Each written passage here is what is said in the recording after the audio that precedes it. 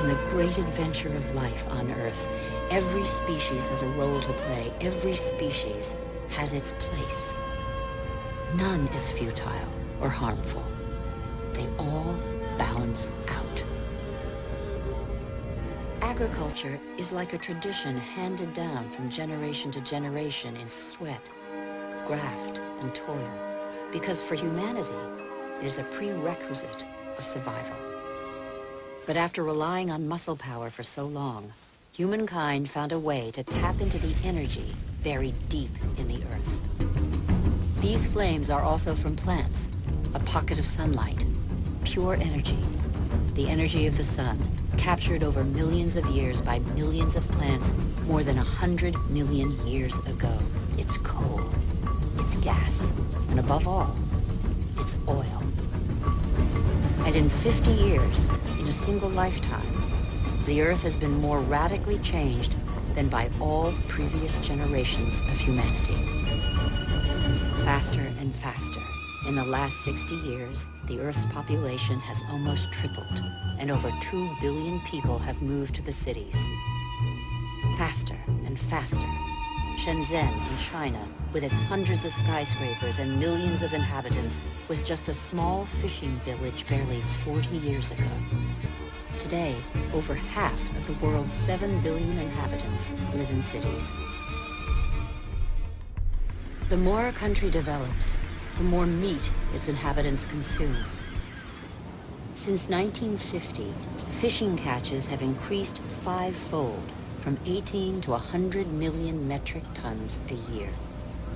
Thousands of factory ships are emptying the oceans. Faster and faster.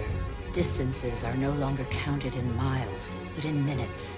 The automobile shapes new suburbs where every home is a castle, a safe distance from the asphyxiated city centers, and where neat rows of houses huddle around dead-end streets.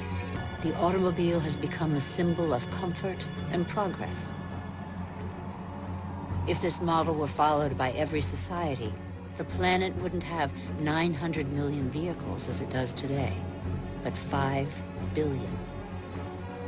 Faster and faster. The more the world develops, the greater its thirst for energy. This ice contains the records of our planet. The concentration of carbon dioxide hasn't been so high for several 100,000 years. It would have been inconceivable for a boat to be here just a few years ago.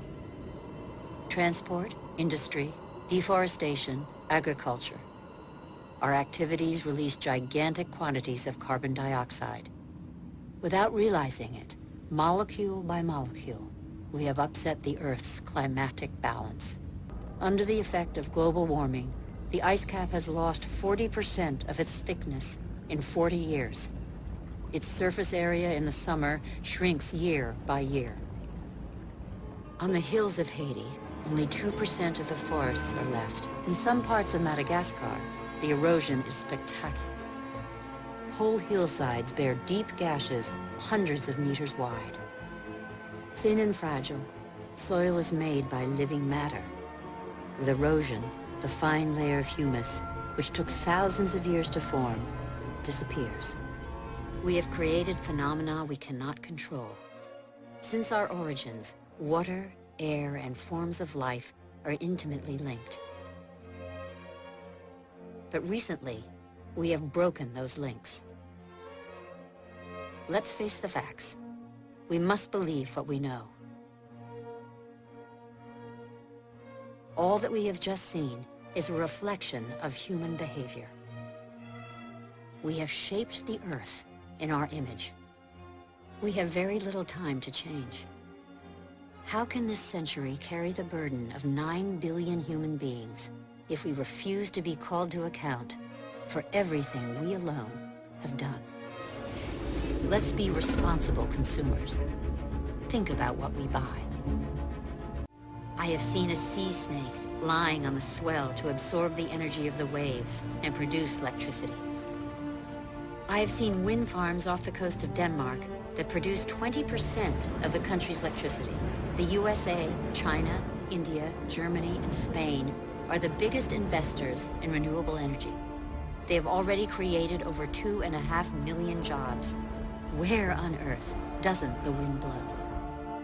I have seen desert expanses baking in the sun. Everything on Earth is linked. It's time to come together. What's important is not what's gone, but what remains. It took more than 4 billion years for it to make trees. In the chain of species, trees are a pinnacle, a perfect living sculpture. Trees defy gravity. They are the only natural element in perpetual movement toward the sky. We know that the solutions are there today. We all have the power to change. So what are we waiting for?